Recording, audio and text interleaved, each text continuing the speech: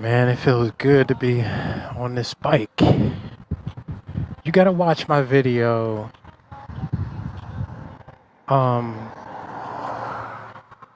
to change your mood instantly. You gotta watch that video. That was my first motoblog ever. And it really covers some ground. Talking about a very important topic that I think we can all use. How to change your mood instantly. And in that video, I said that I was going to make a video about another way to change your behavior, change how you feel. And this video is called Old Bike, New Attitude.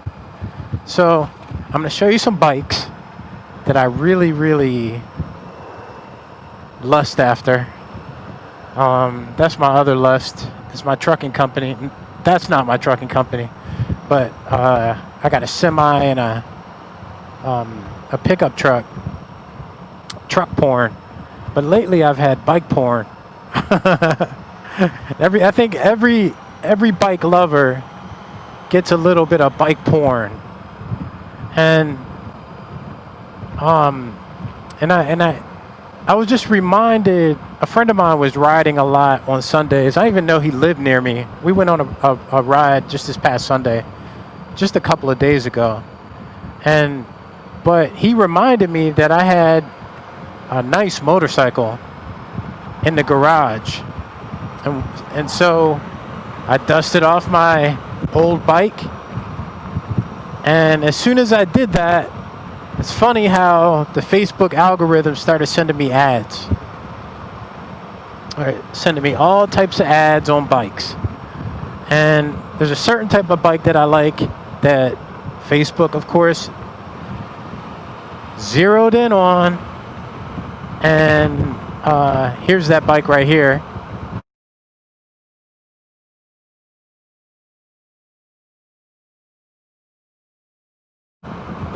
And I've been lusting after that bike for the past almost 3 weeks.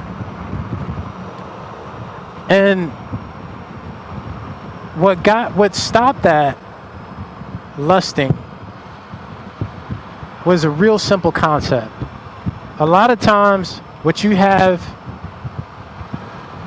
already have is more than enough.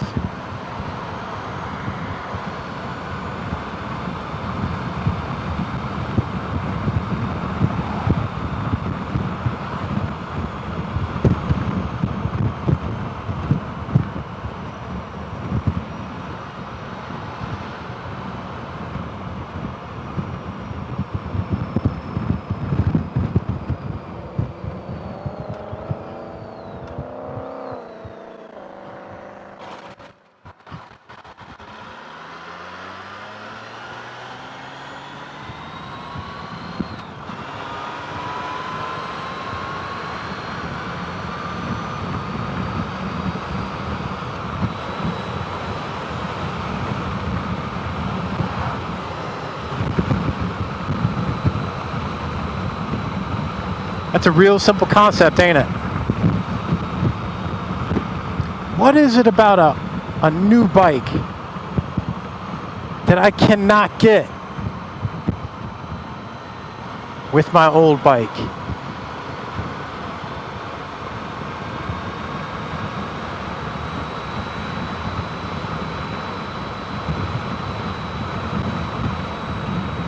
I'm asking you a question.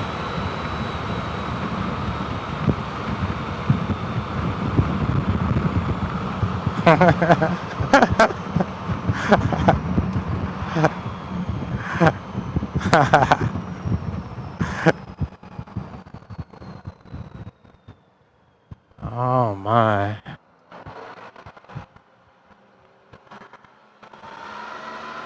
Ooh, I felt that tire slip.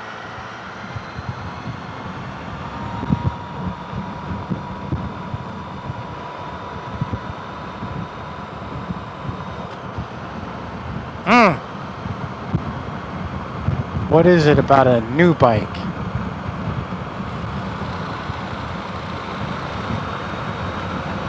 that I don't already have?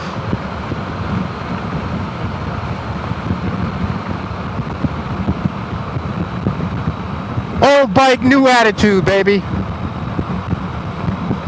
2012 Honda Goldwing with 26,621 miles on it.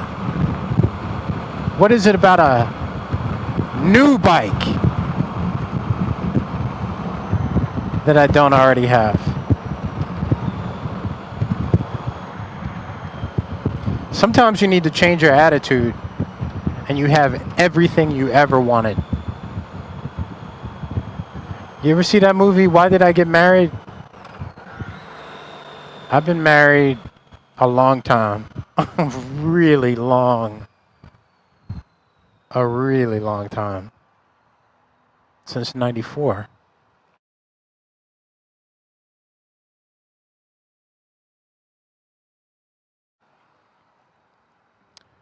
I've been married since 94.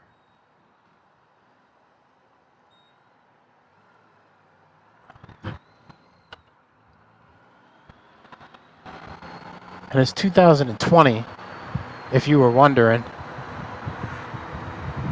Married since 1994 and it's 2020. 26 years. What, that movie, Why Did I Get Married? You got to look up this line. And it's called the 80-20 rule. If you're making a trade to get, if you're giving up 80%, this bike is paid for, by the way. If you're giving up 80% to gain 20%, you're a fool.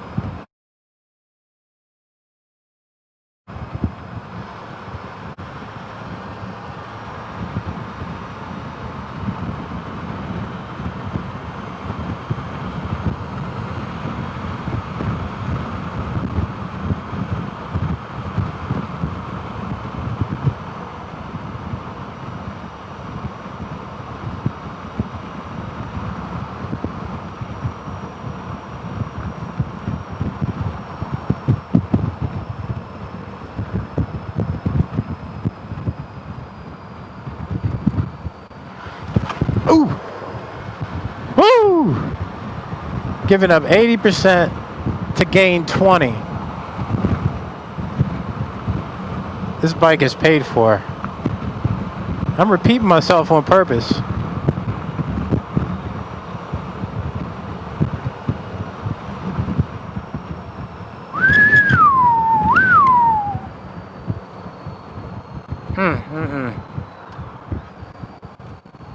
Yes, sir.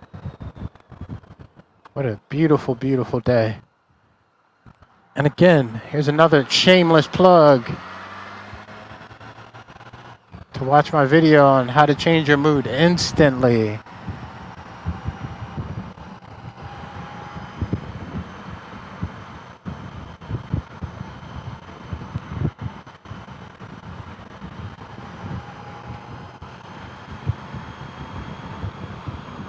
It is a different take. So instead of skipping, so that how to change your mood instantly is about behavioral change. And all you do, the idea is you do something and in order to feel differently.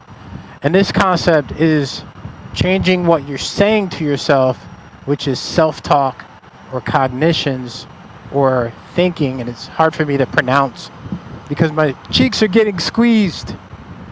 Changing your cognitions, your thinking or your self-talk, what you say, changing what you're saying to yourself in order to change how you feel, which ends up resulting in changing what you do. In my case, I am not going to buy a new bike. I like to do a recap at the end because it highlights what we did or what I talked about. A couple weeks ago, I made a video, Change Your Mood to Change Your Mind, August 23rd, 2020. Change Your Mood to Change Your Mind was about using behavioral techniques to basically shortcut the stress reduction process and immediately change your mood.